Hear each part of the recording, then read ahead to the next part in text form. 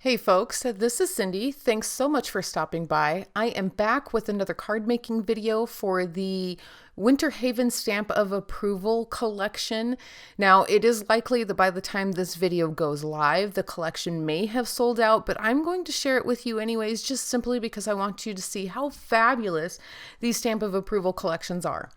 So for today's card, I'm going to be using a die set and a stamp set from the collection. I have the Winterhaven die set, and I'm just going to be using that border die that's in there. You could also use the dies for this card if you would like. You could cut them out and make them masks, or you could just die cut them out and put them on top of the card. That would work just fine. But I'm just going to concentrate on that die because we're going to be doing a ton of ink blending. And then I'm also going to be using the Here We Come a Caroling stamp set. This stamp set is loaded with images. I'm only going to be using a couple, but oh my gosh, I could think of so many different cards that you could make with this. And it would be super great fun. Now, I'm not normally a big fan of stamping images in colored ink. I do occasionally do stamp layering, but outside of that, it's just not my gig. I like to color. So I was really trying to think outside of the box and how I could incorporate these images and still kind of keep my style. So let me show you what I'm going to do.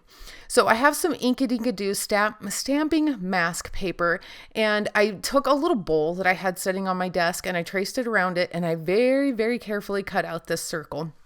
It's not perfect, but I'm going to be able to fake it in the end of this just simply by the type of ink blending I'm doing. If you have a circle die, you could totally use that. I didn't have one that was a Catherine Pooler die. I know, shame on me. So I had to wing it. This worked out fine. And then I took another scrap of the Inkadinkado paper and I took that hill border die that's in that die set. And I literally just kept die cutting this scrap of paper to get all of these. I'm not going to need all of them, but I have them for future use in case I want them. Plus, here's the thing. I had an idea for this card, but I didn't have a plan. So I'm just kind of winging it. So I'm just kind of laying these out here, trying to decide exactly how I want this to look. I know that I'm going to do a hill or make it look like I have several hills. I just don't know how I need to lay them out just yet. So I have them down on there. I've taken the backing paper off and I've stuck them down to my card panel.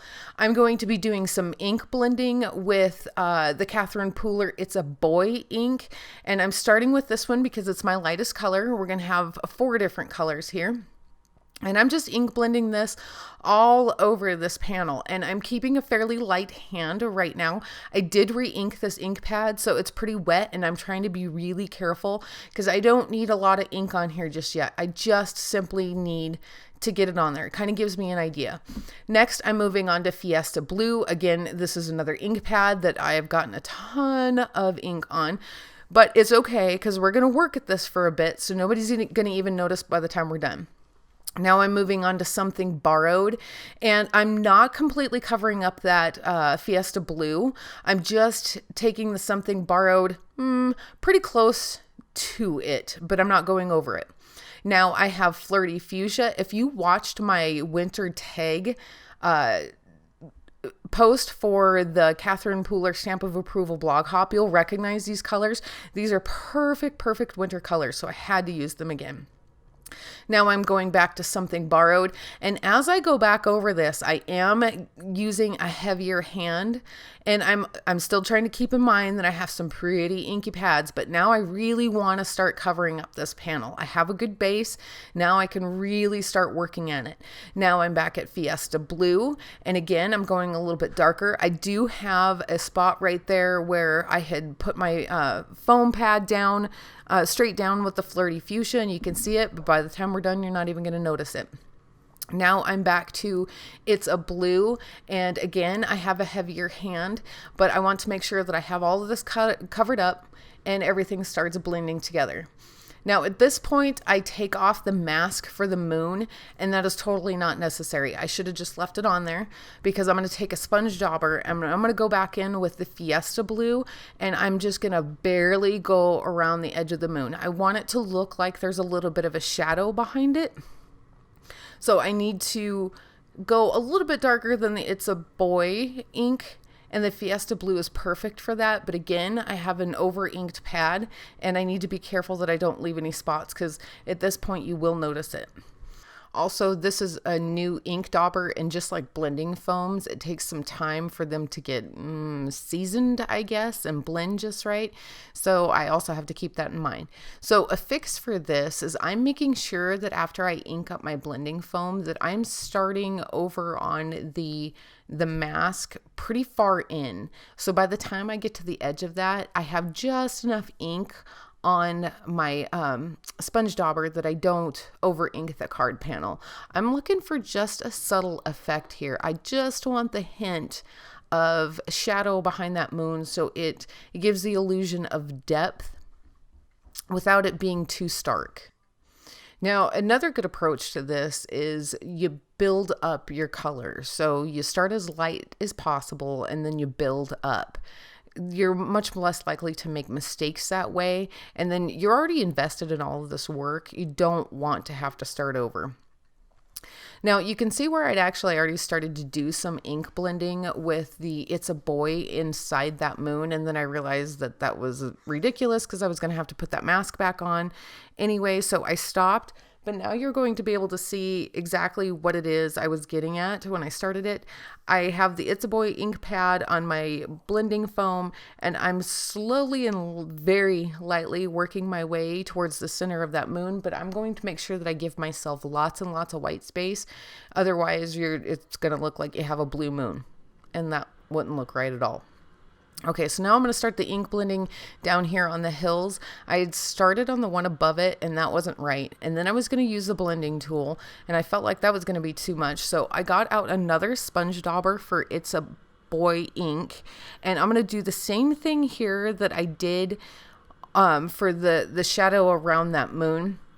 And I'm just going to start off on the masking paper and then work my way towards all of the white space. But I need to make sure that I give myself plenty of white space, because that'll give you the illusion that there are these hills here. So the trick behind this kind of masking is a lot like masking when you're stamping. So all of the images that you want to be in front get stamped first, you mask those, and you work your way towards the back. It's the same exact thing here. We're just doing larger strips as opposed to images that are in a shape, if that makes sense. So now I'm working my way towards the back in my layers, and also the upside to doing it this way is by the time you get to the last one, you've almost completely covered up all of that with your masking paper, and you're less likely to make mistakes, which is super duper beneficial, because by the time you're at this point, your card is almost done, and it would really be unfortunate to have to start over or have any mistakes. Now, that being said, one thing that you could do, should you make a mistake on this, is you could just take that border die and you could cut out strips of cardstock, ink the edges of those very carefully, and then just layer them onto your card panel. You wouldn't have a one layer card, but it would still look cool, and at least you'd save it. All right, so that's all done, and now I'm going to move on to the stamping. Now the stamping on this card is so easy. There is not a whole lot to it. I could not find my Catherine Pooler black ink, so I'm using VERSAFINE ONYX black, and I'm just inking that up. Now, I am using a Misty stamping tool because I knew that I wasn't going to get a good first impression to begin with, because these stamps really have quite a bit of space to them. And they're new stamps. So I knew that they weren't going to ink up perfectly the first time. So I used the Misties to make sure that I can continue to go over it until I got them completely covered. Now, because I used VERSAFINE ink, I can heat emboss that. I am using Wow Ultra Gloss embossing powder, I believe. Either way, any clear embossing powder would work just fine. And then I'm just going to heat set these. I did make sure that I treated my panel really, really well with my eKiss Success powder tool. And then also, before I even did that, I took my heat tool to it to make sure that my ink was good and dry. If your ink is even kind of damp on your panel, all of your embossing powder will stick, and you'll see it, especially with this kind of ink blending. It's so solid. So now I'm taking the stars out of the Here We Come a Caroling stamp set, and I'm just going to stamp those around the moon and around my images. This isn't anything fancy, and the nice thing about this particular stamp is I think it was designed so you could rotate it and it would fit together as one image. And I'm kind of using that to my benefit because I don't want to do any more masking. So I'm just kind of rotating the stamp so it avoids what I already have stamped in black, but also so it follows the shape around that moon. This is the only thing I'm going to mark off or mask off, and I just grabbed a piece of scrap paper and put it over the top of that tree and called it good. Now I'm going to heat emboss those. Now I did a sample of this card before I did this video. And when I did that, I just stamped everything in Versamark ink and let it dry. That looked really cool too. You could totally leave off the heat embossing and it would be just fine. So now I'm taking my Versamarker pen. This is just like Versamark ink if you've never seen this, but it's literally just it's in the shape of a pen. I'm taking the very small bullet nib on it, and I'm just going across the top of those hills where the white is. And then I'm going to take some of this Wow Wanderlust embossing powder. This was designed for the Naturally Inspired Stamp of Approval collection. But it is just simply gorgeous when it is heat set. It looks like that beautiful crystal snow. You know how when things get really cold and the snow crystallizes? That's exactly what it looks like when it's heat embossed. It's beautiful. Any sparkling embossing powder would be just fine. Or you could take a Spectrum Noir shimmer pen or a Wink of Stella shimmer pen and do exactly what I'm doing here on the moon. I'm putting a layer of that down and I'm making sure it's a pretty healthy dose, but I'm not going too far into the moon. I just want to stay there on the edge, and then I'm taking my finger while it's still kind of damp, and because there's so much glitter built up on that, and I'm just kind of rubbing it out a little bit towards the center of the moon. I don't want to cover up the whole thing. It would be way too much, but just a little bit, just to give the illusion that this moon is kind of sparkly and it looks beautiful. You could use the same thing on those hills if you didn't have any embossing powder, and it would be just fine. Now I am making sure that I am slowly building this up. I mean, yes, I am putting quite a bit on there, but I'm kind of eyeballing it in between each layer to make sure that I'm not going overboard, because it would really be too much. It would totally take away from the overall effect. Plus, you also need to keep in mind that you have the shine from the heat embossing on all of your black images, and you don't want those two things to compete with each other. So look at all that sparkle that I have left on my finger. That kind of gives you an idea of what's going on the card panel. Okay, so I really only have one thing left that I'm going to do, and I'm going to take my Uniball Signal white gel pen, and I'm going to add a few more stars. Now, the majority of these are just little circles or little dots, and some of them I kind of make bigger stars so it looks like they're shining stars. I think I only put 3 of those on there because we don't need a whole lot. We just need to kind of fill in a little bit more of that sky, add a little bit more white to it to help keep some of that balance between the moon, the hills, and then we also have the black going on in our images, so that just kind of helps bring it all together and finish it off. Now, I also need to apologize, guys, if you can hear everything that's going on in my house. I'm so sorry. I have a house full of teenagers, and it's impossible to keep them quiet. So that's it. We are done.